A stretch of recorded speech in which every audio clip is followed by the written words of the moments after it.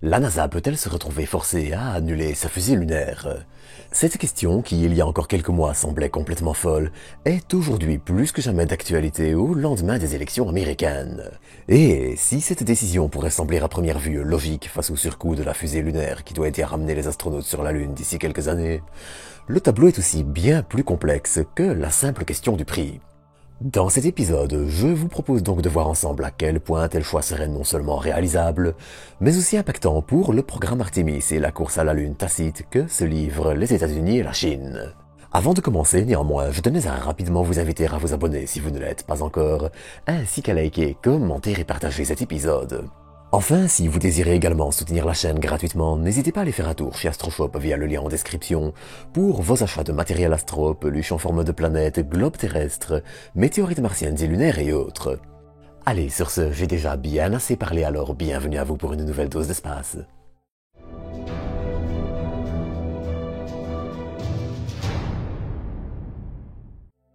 On ne présente plus le SLS, la fusée lourde de la NASA, qui doit aider à ramener des humains sur la Lune dans le cadre du programme Artemis. C'est en effet le Space Launch System, ou SLS, qui lancera la capsule Orion, une capsule conçue pour protéger les astronautes des radiations et du retour dans l'atmosphère, qui sont tous deux plus importants lorsque l'on va vers la Lune que lors d'un simple séjour en orbite basse, vers la Station Spatiale Internationale par exemple. Et la capsule Orion, disons-le, elle est assez monstrueuse. 33 tonnes avec sa tour de sauvetage, qui peut arracher la capsule à son lanceur en plein vol pour sauver les astronautes en cas d'incident, et 26 sans cette tour. À titre de comparaison, le module de service et le module de commande d'Apollo affichaient 28 tonnes, et la capsule Dragon Crew de SpaceX seulement 12. Et si je vous parle de la capsule Orion, c'est parce que le SLS joue un rôle crucial lors de son lancement. Il faut en effet savoir qu'il est, comme tous les lanceurs orbitaux, constitué de plusieurs étages. 2 boosters à poudre et un étage central qui s'occupe de placer la capsule et son second étage quasiment en orbite. Ensuite, c'est le second étage du SLS qui prend la relève et quelques manœuvres plus tard, le second étage termine de placer la capsule sur une orbite très elliptique, dont le point le plus proche de la Terre est de 380 km et le plus éloigné 109 000. La capsule Orion et son module de service européen ont ensuite assez de carburant pour rejoindre la Lune à 380 000 km, se placer en orbite autour d'elle, rejoindre l'atterrisseur qui déposera les astronautes sur la Lune, et ensuite faire le chemin en sens inverse en revenant sur Terre. Le SLS a ainsi la délicate tâche de placer les astronautes sur les trajectoires les plus optimisées possibles, avant qu'Orion ne prenne le relais en gardant toujours en tête que, en cas d'incident façon Apollo 13, les astronautes doivent pouvoir rentrer sains et saufs avec un minimum de manœuvres. Mais en parallèle, le SLS est aussi un lanceur assez ancien. Si le design actuel trouve ses origines dans l'Ares 5 du programme Constellation, abandonné en 2011, on peut faire remonter ses origines encore plus loin dans le temps. Les moteurs qui équipent son premier étage, les RS-25, sont par exemple des moteurs directement hérités du programme des navettes. Et ce sont d'ailleurs des moteurs qui ont tous volé plusieurs fois sur des navettes spatiales. Et c'est un peu la même chose pour le réservoir central et les boosters, qui sont des versions évoluées et agrandies de ce qui se faisait pour les navettes. Bon, ici ce n'est pas du matériel qui revole, mais bon bref. Et ce choix, eh bien, il a 2 avantages. D'un côté, il permet de conserver des dizaines de milliers d'emplois dans littéralement des centaines d'entreprises, et de l'autre, ça permet de développer le lanceur beaucoup plus facilement. Mais le SLS subit aussi de nombreuses critiques. Alors que Boeing s'occupe notamment des réservoirs et de l'étage central, le programme est souvent pointé du doigt pour des coûts avoisinant les 90 milliards de dollars en total. Et si ce chiffre est effectivement ahurissant, il faut aussi le nuancer. En 2023, par exemple, le budget total de la NASA était d'environ 25 milliards de dollars. Mais par ruissellement et à travers des investissements dans des entreprises liées au programme, les emplois créés et encore d'autres, c'en sont près de 70 milliards qui ont été réinjectés dans l'économie américaine et la poche des contribuables. Contre toute attente, et je dois dire que j'ai moi-même ouvert des yeux comme des poils en lisant les sources qui sont en description, le programme Artemis a eu un impact majeur et positif sur l'économie américaine, et est au final un investissement rentable. Mais seulement voilà, indépendamment de ça, beaucoup de critiques vis-à-vis du programme existent, et beaucoup pensent aussi que lancer la capsule Orion avec des lanceurs comme Falcon Heavy, Starship ou New Glenn serait plus rentable. Alors, c'est évidemment en partie vrai, mais c'est aussi plus complexe que ça.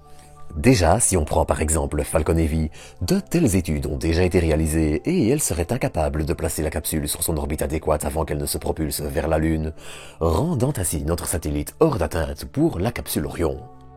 Alors bien sûr, des modifications seraient sans doute possibles pour des lanceurs comme Starship ou New Glenn, mais là aussi, ça se complique encore. Déjà, il faut savoir que le gros du développement du SLS est terminé et que le prix des exemplaires tourne autour de 2,5 milliards de dollars seulement, entre guillemets, comparé aux 90 du développement du programme. Au fil des vols, Artemis va donc devenir de plus en plus, entre guillemets, bon marché, et plus les vols se multiplieront, plus le coût de 90 milliards sera étalé. Mais surtout, adapter un autre lanceur à la capsule Orion poserait deux problèmes. Il faut développer des adaptateurs, s'assurer qu'ils tiendront le coup lors d'un vol, et qualifier le lanceur pour le vol habité. Et même si ce que font des entreprises comme Blue Origin avec New Glenn ou SpaceX avec Starship est impressionnant, eh bien, je ne prends peut-être pas trop de risques non plus en disant que peu voudraient embarquer à bord. Car c'est aussi la raison du coût du SLS. Le lanceur est développé non pas avec le coût en tête, ce qui est bien évidemment un choix discutable, mais aussi et surtout avec le vol habité en tête. Il n'est pas là pour être rentable, mais littéralement lancer des humains vers la Lune dès son second vol. Et disons-le, le premier vol, malgré quelques défauts à corriger, a prouvé que malgré tout, eh bien, il avait réussi ce pari.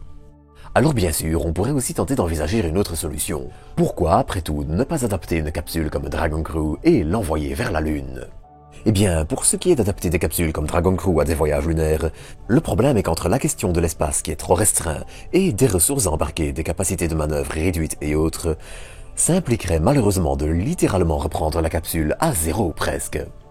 Alors bien sûr, je ne dis pas que c'est quelque chose qui est au-delà des compétences de SpaceX, loin de là même, mais ça prendrait énormément de temps et au final, eh bien, la facture serait aussi particulièrement salée.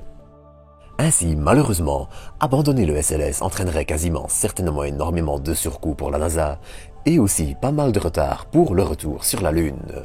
Et rappelons-le, de ce côté, la NASA subit aussi une certaine pression politique. D'un côté, le Congrès américain qui vote les budgets de la NASA est assez attaché au SLS tant chez les républicains que les démocrates.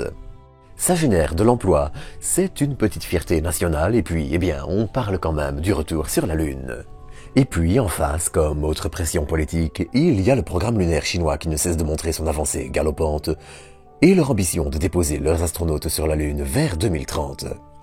Et quand on sait que du côté américain on vise 2027 approximativement, voire au pire 2028, les marges ne sont tout simplement plus suffisantes pour changer un aspect majeur du programme, en espérant encore s'en sortir à temps. Car le fait est que pour minimiser les coûts, c'était il y a 10 ans au moins qu'il aurait fallu annuler le SLS, et pas maintenant. Mais seulement voilà, à l'époque, le contexte était aussi radicalement différent.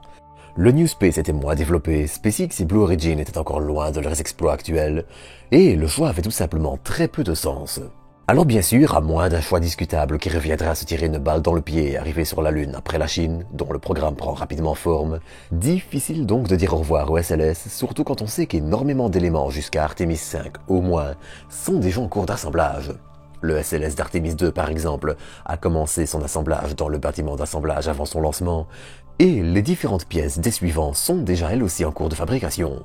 Alors bien sûr, ça n'exclut pas un changement de cap sur le long terme ou une décision politique assez stupide, mais ça, malheureusement, seul l'avenir peut nous le dire. Dans tous les cas, la seule chose qu'on peut dire, c'est que si on reste un minimum logique, eh bien, malheureusement, annuler le SLS ne serait pas un choix idéal. Mais ça, dans tous les cas, eh bien, j'en reparlerai encore le moment venu. Donc, comme d'habitude, n'hésitez pas à vous abonner pour ne rien manquer. Allez, sur ce, je vous dis au revoir, bon week-end et à bientôt pour de nouvelles doses d'espace.